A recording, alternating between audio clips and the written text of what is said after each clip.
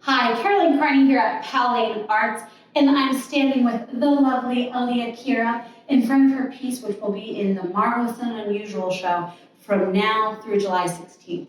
Alea, can you introduce us to your piece? This is Overgrowth. I did this when I first moved to Collingswood, a new area, first time living on my own, and I kind of thought, I haven't painted for myself in a long time, let me try it out. Did this over the course of the weekend with some acrylic paint, some plaster, and a butter knife in my kitchen. So that's amazing.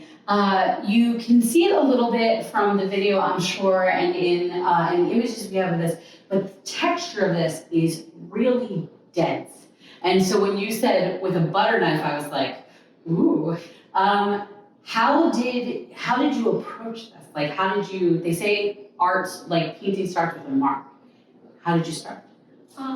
Started this with doing a couple of different portraits over the top. So the portrait definitely has transformed a little bit more, made her forehead a lot larger, did a bunch of things. And then I thought, this is a little boring. How can I get it to come off the page without trying too hard? And I had a bunch of joint compound from filling holes with plaster in my walls. Oh, that's so cool. So mixed it with a little bit of paint and slapped it on.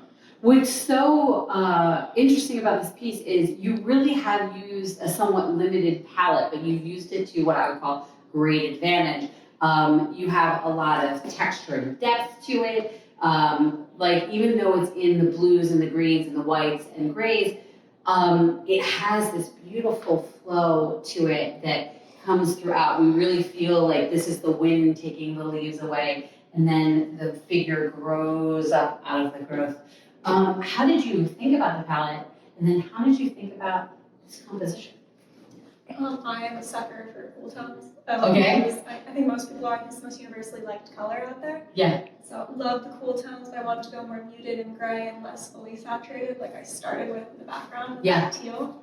And then I thought it was a little bland, a little boring, wanted to spice it up a little bit. I was thinking about how I haven't done this in a while, and I kind of felt like I was brushing the dust off. Like, oh yeah. Dust isn't pretty, but overgrown vines are. Plants are cool. That's so cool. So kind of like brush the green off. It's nice how you've given us the definition of the shapes of the leaves, but then not limited yourself to making them all exactly leaf shape, which gives us the nice idea, the nice idea that they are being blown through, and you've really layered the colors in there, which feels very organic. How did you settle on leaves though? Like you just were like blowing the dust off and you were like, leaves are prettier? Yeah, I'm big plant moms, decorating the plants. Very nice. I think that was just in the background with the inspiration. So is this, you said you were blowing the dust off, is this your typical work? How do you always work, like, is this like subject matter new to you, or do you do a lot of, this is your first time showing with us, so, which we're jazzed about. That was so nerdy. But is this a normal subject matter for you, or is this a little bit of a departure? I do like portraiture and trying to do the female figure. Mm-hmm. I haven't done so much of it for a long time, maybe like 2 years I haven't done personal work. I career pivoted, and then I came back to it. So it definitely has been a new experience, but kind of returning to something I used to do a lot of. One of the things that really drew me to this piece when we were looking at it is, and I think we discussed this off camera, is the way that when you're approaching it, when you look at this section of it, it looks like a landscape with motion. Sorry about that. And then, or like the way that the face comes to you, it comes quite, like, not suddenly, but like it reveals itself to you because it's so subtle. I think that the point I'm trying to make is that this is subtle, it's feminine, and yet it's still strong. Are those themes that you enjoy in your work? That's what I love to portray in my work, so I really appreciate this coming through. Nailed it.